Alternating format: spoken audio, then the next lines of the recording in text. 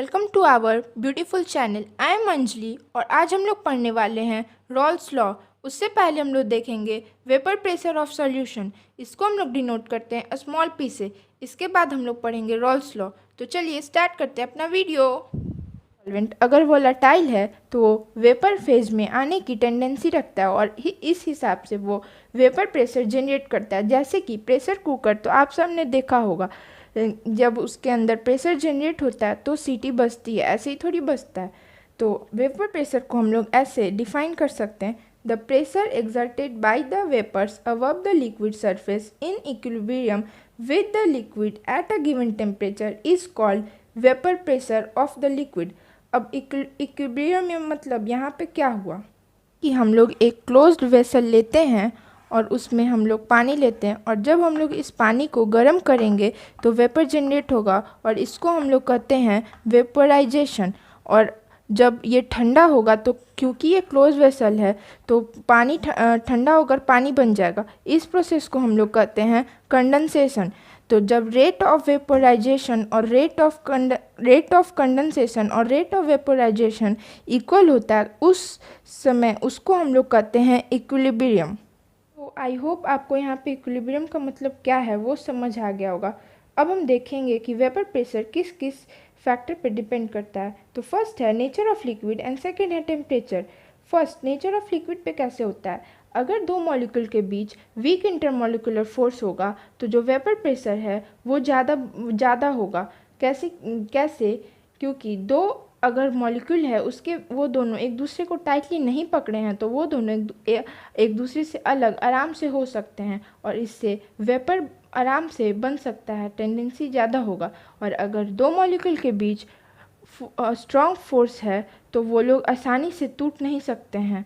जैसे कि अगर आप पेट्रोल देखें तो उसका धमक बहुत तेज़ से फैलता है क्योंकि वो जो दो मॉलिक्यूल है पेट्रोल का उसके बीच वीक इंटरमॉलिक्यूलर फोर्स होता है। या फिर आप नेल पॉलिश रिमूवर को भी देख सकते हैं, वो भी बहुत वोलेटाइल होता है। अब जैसे सेकंड है टेम्परेचर। तो अगर टेम्परेचर बढ़ेगा तो वेपर प्रेशर भी बढ़ेगा क्योंकि जो मॉलिक्यूल्स है उसको काइनेटिक एनर्जी मिल जाता है हीट के कारण। जैसे कि आप अगर पानी गर्म करेंगे तो वेपर बहुत सारा पानी वेपर बन सकता है अगर आप उसको कुछ देर छोड़ देंगे तो, क्योंकि उस जो मॉलिक्यूल है उसको काइनेटिक एनर्जी मिल जाता है और वो आराम से वेपर फेज में चला जाता है तो उसमें प्रेशर भी ज़्यादा होगा। तो अगर आप टेम्परेचर बढ़ाएंगे तो वेपर प्रेशर बढ़ेगा। नेचर ऑफ लिक्विड में अगर दो मॉलिक्यूल के बीच फोर्स जो है वो वीक होगा तब वेपर प्रेशर बढ़ेगा। से रिलेटेड कुछ एप्लीकेशंस जो बोर्ड के लिए इम्पॉर्टेंट है, बोर्ड्स में कभी कभी इससे क्वेश्चन आ जाता है। तो फर्स्ट एप्लीकेशन है अनियन से रिलेटेड। जब आप प्याज काटते हैं तो उसके अंदर बहुत ही वोलेटाइल लिक्विड होता है जिसके कारण आँखों में आंसू आ जाता है।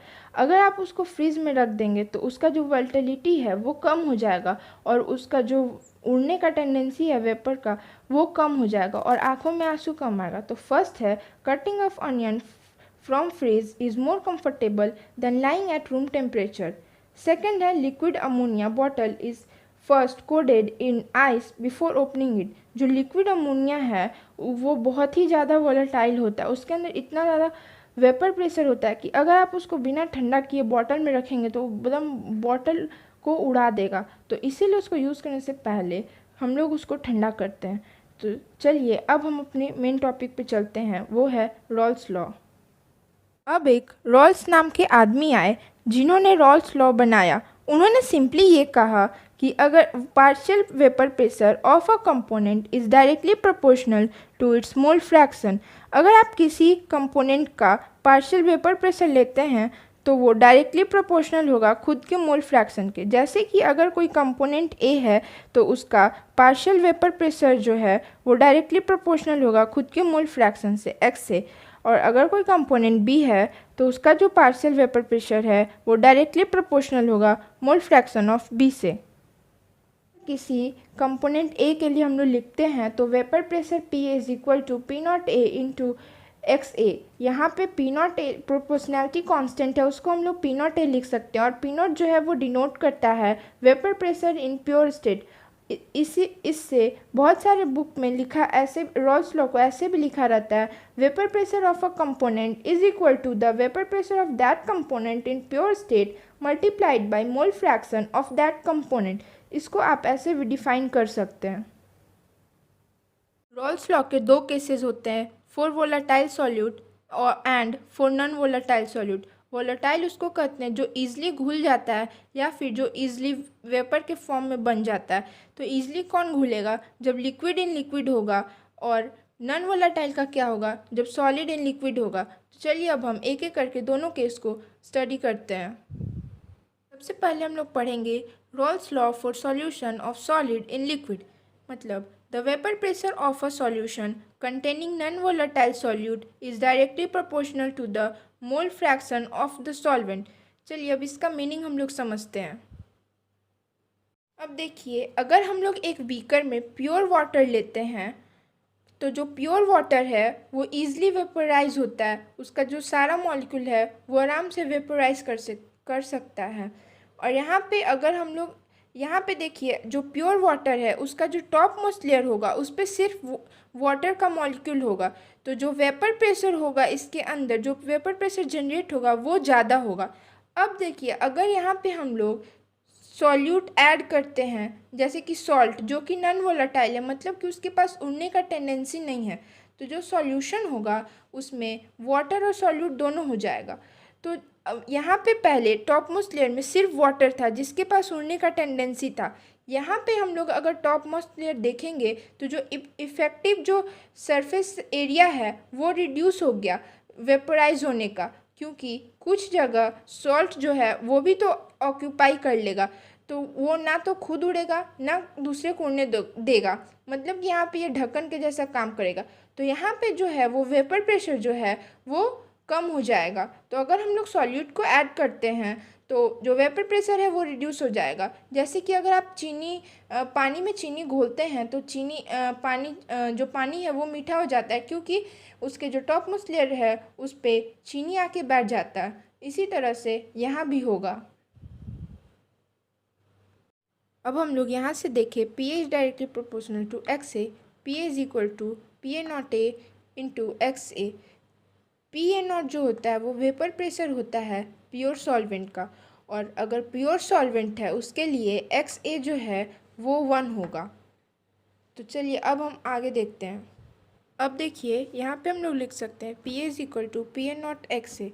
बहुत लोग आप लोग जानते होंगे कि X A plus X B is equal to 1 होता है, मतलब दो कंपोनेंट का मोल फ्रैक्शन 1 के इक्वल होता है। तो इसको हम लोग लिख सकते हैं X A is equal to 1 minus X B. अब यहाँ पे एक्स ए के जगह पे इसको हम लोग पुट कर देंगे, P A naught is equal P A naught into 1 minus X P is equal to P A. यहाँ पर सिंपल मैथ्स लगेगा। उसके बाद हम लोग यहाँ पे देख सकते हैं कि delta P is equal to हो जाएगा P A naught into X B.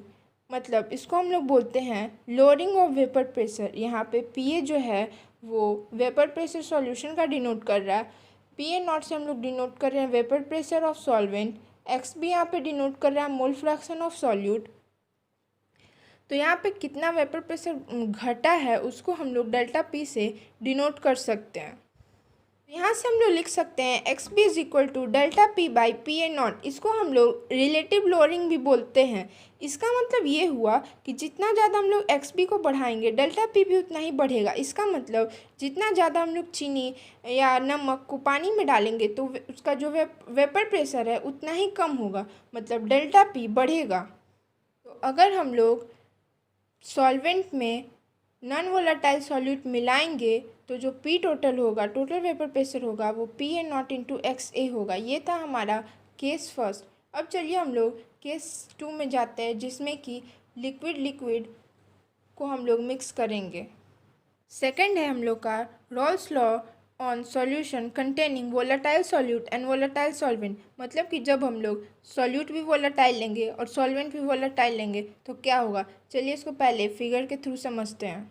अगर हम लोग सॉल्वेंट लेते हैं कोई जो कि लिक्विड है और जो सॉल्यूट लेते हैं वो भी लिक्विड है, मान लीजिए हम लोग इसमें वाटर लेते हैं और इथेनॉल लेते हैं, तो अगर वाटर का जो है क्वांटिटी है वो ज़्यादा है और इथेनॉल कम है तो तो जो ज़्यादा होगा वो ज़्यादा हवा में उड़ेगा, जो कम होगा वो कम उड़ेगा। तो यही था यहाँ पे, अगर वाटर का मॉलिक्यूल ज़्यादा होगा तो वो ज़्यादा उड़ेगा, और अगर इथेनॉल का मॉलिक्यूल कम होगा तो वो कम उड़ेगा। तो इसको हम लोग यहाँ पे लिख सकते हैं, P A is directly proportional to X A है, तो P A is equal to P A naught into X A. और अगर पी बी है, P B is directly proportional to X B, P B is equal to P B naught into X B.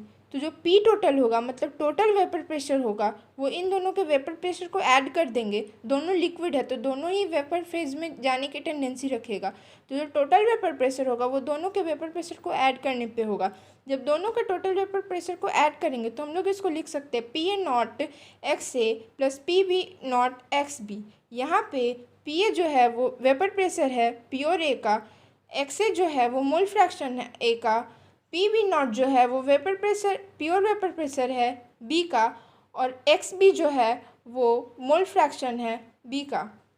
तो यहाँ था Rawls law. Rawls ने कहा था कि जो वॉलेटाइल सॉल्वेंट है वो अपने ही मोल फ्रैक्शन के डायरेक्टली प्रोपोर्शनल होता है।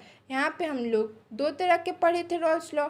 आई होप आपको समझ में आ गया होगा। तो अगर आपको मेरे साथ पढ़कर अच्छा लगा है तो हम मेरे वीडियो को लाइक कर दीजिए, चैनल को सब्सक्राइब कर दीजिए, और आप हमें इंस्टा पे फॉलो कर सकते हैं या फिर हमारे टेलीग्राम ग्रुप को ज्वाइन कर सकते हैं। वहाँ से आपको नोट्स और डाउट जो भी होगा वो क्लियर कर सकते हैं। तो तब तक के लिए बाय, मिलते हैं नेक्स्ट वीडियो में।